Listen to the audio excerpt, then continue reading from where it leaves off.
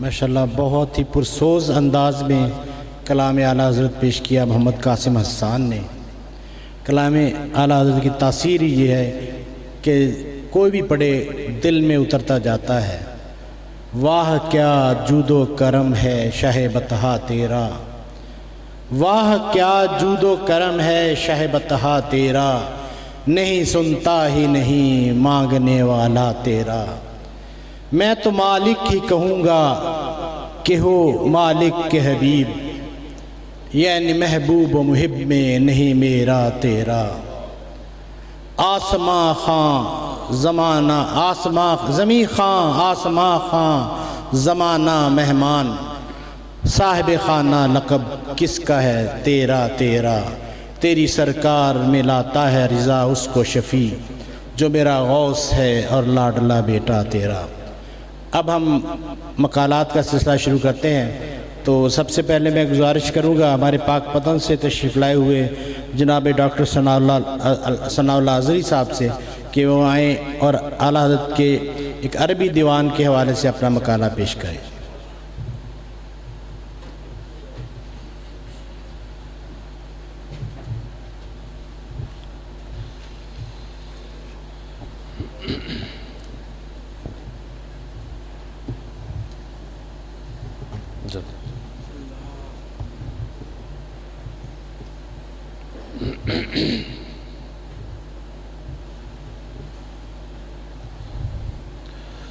نحمده ونصلي ونسلم على رسوله الكريم اما بعد فاعوذ باللہ من الشیطان الرجیم بسم اللہ الرحمن الرحیم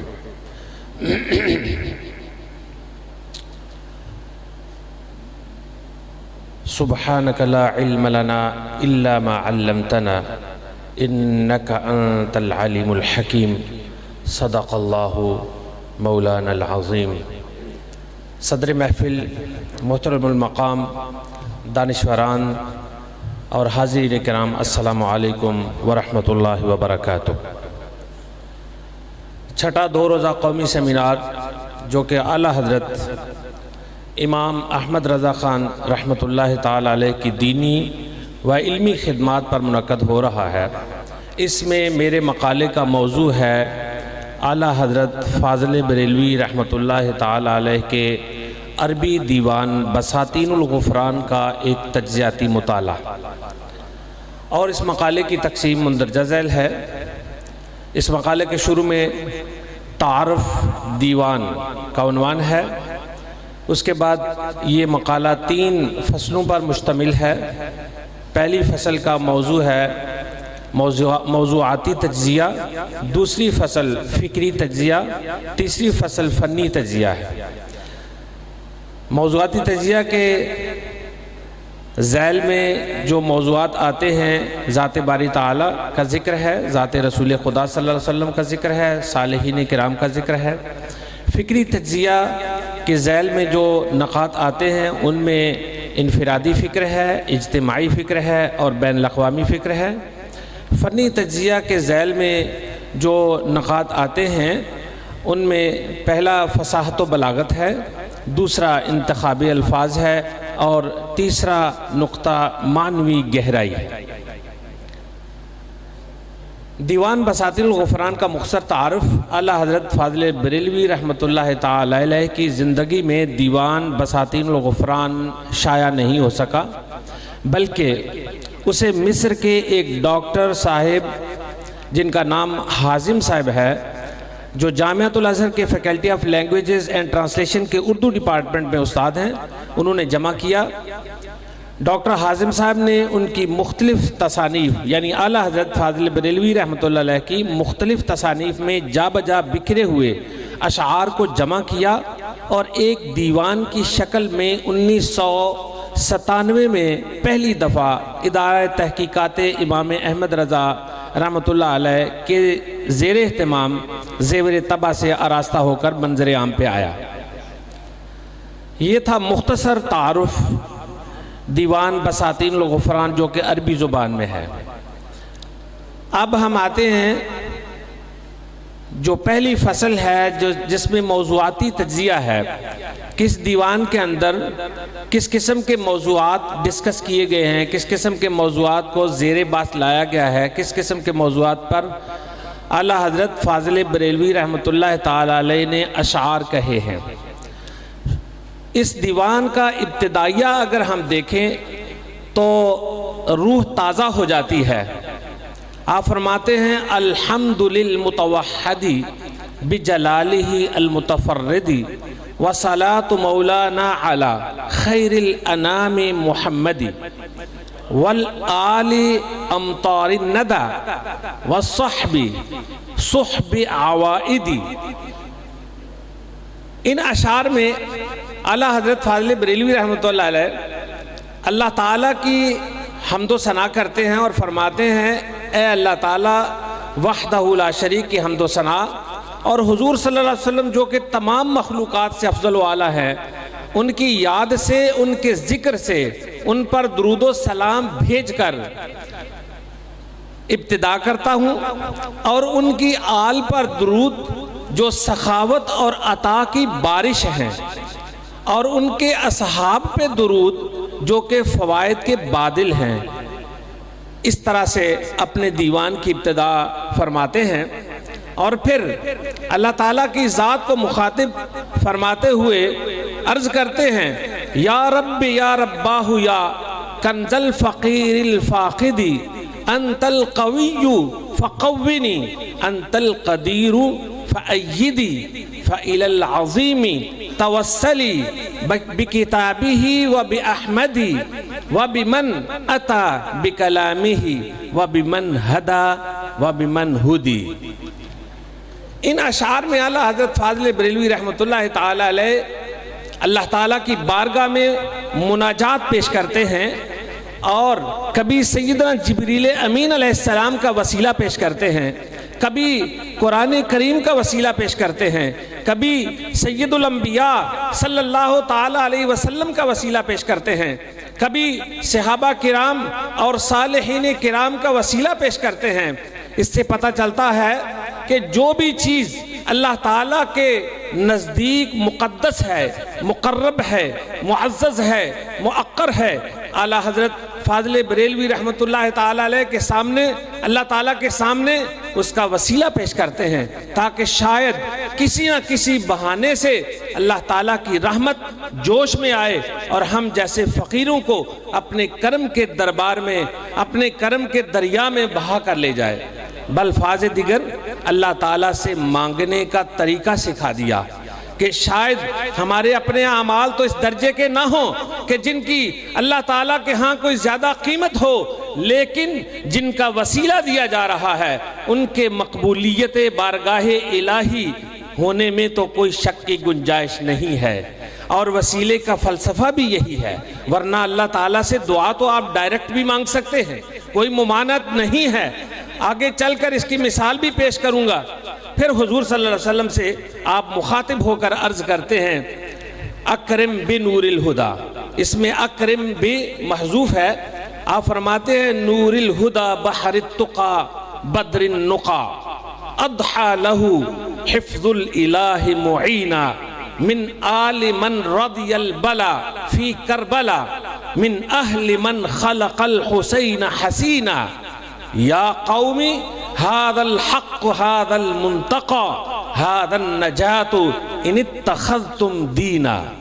فرماتے ہیں کہ اللہ کریم سے وسیلے کے طور پر عرض کرتے ہیں یہ منبع رشد و ہدایت کے وسیلے سے، یہ جو تقوی کا دریا ہے، یہ جو صفائی کا چاند ہے، اللہ تعالیٰ نے خود اس کی حفاظت فرمائی، اور ان کے صدقے جو آل رسول صلی اللہ تعالیٰ علیہ وسلم کے منصب پہ فائز ہیں، اور جن سے کربلا میں جو مصیبت آئی وہ جیت نہ سکی بلکہ وہ جیت گئے، وہ اس مصیبت پہ غالب آ گئے، اور جن میں سیدنا حسن رضی اللہ تعالیٰ عنہ بھی شامل ہیں، اور جن میں سیدنا حسین رضی اللہ تعالیٰ عنہ بھی شامل ہیں۔ اور ارے مجھ سے محبت کرنے والوں یاد رکھو، اگر تم ان لوگوں کی محبت والا دین حاصل کرو گے تو تمہاری نجات یقینی ہے۔ یہ اعلیٰ حضرت فاضل بریلوی رحمۃ اللہ علیہ تعالیٰ کا پیغام ہے عربی اشعار کے اندر۔ پھر فرمایا رسول اللہ انت بعثت فینا، رسول اللہ انت بعثت فینا کریما رحمتا حسنا حسینا تخوفنی العدا قیدا متینا اجرنی یا امان الخائفین۔ عرض کرتے ہیں یا رسول اللہ صلی اللہ تعالیٰ علیہ وسلم، آپ ہمارے درمیان مبعوث ہوئے، یعنی ہم آپ کی امت میں سے ہیں، اور آپ کریم بھی ہیں رحیم بھی ہیں، اور ہمارے ارد گرد ایک مضبوط حصار بھی ہیں۔ یا رسول اللہ صلی اللہ تعالیٰ علیہ وسلم، مجھے دشمنوں کی سازشیں ڈرانے کی کوشش کرتی ہیں۔ یا رسول اللہ صلی اللہ تعالیٰ علیہ وسلم، اپنے دامن میں پناہ دیجئے، کیونکہ آپ نے ہمیشہ ڈرے ہوئے اور سہمے ہوئے لوگوں کو امان دی ہے، ان کو خوف سے نجات دی ہے۔ اور پھر بعض لوگ اعتراض کرتے ہیں جی کہ اعلیٰ حضرت فاضل بریلوی رحمۃ اللہ علیہ تعالیٰ نے کعبے کا جو احترام تھا، جو کعبے کا تقدس تھا، وہ جو ایک شعر ہے کہ آؤ شہنشاہ کا روزہ دیکھو، کعبہ تو دیکھ چکے کعبے کا کعبہ دیکھو، اس شعر کو لے کر وہ یہ اس بات پر اعتراض کرتے ہیں، یہ اعتراض اٹھاتے ہیں کہ جی اعلیٰ حضرت فاضل بریلوی رحمۃ اللہ علیہ نے حضور صلی اللہ تعالی علیہ وسلم کو کعبے کا بھی کعبہ قرار دے دیا، تو اس سے کعبے کی جو تقدس تھا، جو شان تھی، وہ کم ہو گئی یا کم کر دی گئی۔ آئیے سنیے اعلیٰ حضرت فاضل بریلوی رحمۃ اللہ تعالی علیہ کعبہ مقدسہ کے بارے میں عربی اشعار میں کیا فرماتے ہیں؟ فرماتے ہیں خلت القرون وما خلا ذا البیت من لطف الالہ ولن یرا تحویلا یمن الخلیل مع الحبیب توافقا لیدیمہ الرب الجلیل جلیلا۔ بہت خوبصورت اشعار اور اس میں بڑی گہرائی ہے۔ فرماتے ہیں صدیاں گزر گئیں، لیکن اللہ کا یہ گھر اس کے لطف و کرم سے ہمیشہ بھرا رہا، اور اس کی صفت عطا و کرم گستری میں ذرہ برابر فرق نہ آیا۔ سیدنا ابراہیم خلیل علیہ السلام کی برکت اور سیدنا محمد صلی اللہ تعالی علیہ وسلم جو کہ حبیب اللہ ہیں کے ساتھ موافقت کر گئی۔ کیوں کہ تمام جہانوں کا پالنے والا رب چاہتا تھا کہ کعبہ مقدسہ کو ہمیشہ ہمیشہ کے لیے باعث عزت و افتخار بنا دے۔ اور جو اس شعر میں موافقت کی بات کی گئی ہے، وہ اشارہ ہے اس دعا کی طرف جو ابھی آپ نے تلاوت کلام پاک کے اندر جو آیات سنی ہیں، جو سیدنا ابراہیم علیہ السلام جب کعبہ مقدسہ کی تعمیر کر چکے تو ایک دعا کی اللہ تعالیٰ کی بارگاہ میں، ربنا وابعث فیہم رسولا منہم یتلو علیہم آیاتک ویعلمہم الکتاب والحکمت ویزکیہم۔ تو یہاں پر خلیل حضرت ابراہیم علیہ السلام کی دعا ہے، یعنی مانگنے والے سیدنا ابراہیم علیہ السلام ہیں، اور جن کو مانگا جا رہا ہے وہ آقا صلی اللہ تعالی علیہ وسلم۔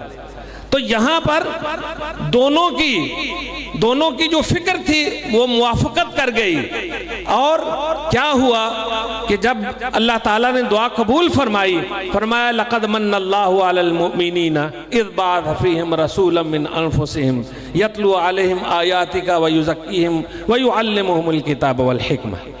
اللہ تعالیٰ نے یہ دعا بھی مکمل فرما دی۔ تو یہاں پر اعلیٰ حضرت فاضل بریلوی رحمۃ اللہ تعالیٰ علیہ جو میسج دینا چاہ رہے ہیں وہ یہ دینا چاہ رہے ہیں کہ کعبہ مقدس ہوا ان دو ہستیوں کی وجہ سے، سیدنا ابراہیم علیہ السلام اور سیدنا محمد صلی اللہ تعالی علیہ وسلم، اور ان کی موافقت سے اس کو تقدس ملا، اور کسی مخصوص زمانے کے لیے نہیں بلکہ ہمیشہ ہمیشہ کے لیے، قیامت تک کے لیے اس کو وہ عزت اور افتخار مل گئی ان دونوں شخصیات کی وجہ سے۔ اب یہاں پر ایک اور مثال میں عرض کرنا چاہتا ہوں کہ جو لوگ یہ کہتے ہیں کہ جی یہ اعلیٰ حضرت فاضل بریلوی رحمۃ اللہ علیہ جو ہیں یہ وسیلے کے بغیر بات نہیں کرتے. انہوں نے وسیلہ جو ہے وہ اتنا انہوں نے آگے لے آئے ہیں کہ ڈائریکٹ والی جو اللہ تعالیٰ کے ذات کے ساتھ جو بات چیت ہے یا مناجات ہے یا دعا ہے اس کی طرف بالکل توجہ ہی نہیں دیتے. ایسے لگتا ہے کہ اسلام میں کوئی ڈائریکٹ اللہ تعالیٰ سے مانگنا پتہ نہیں کوئی غلط بات ہے شاید.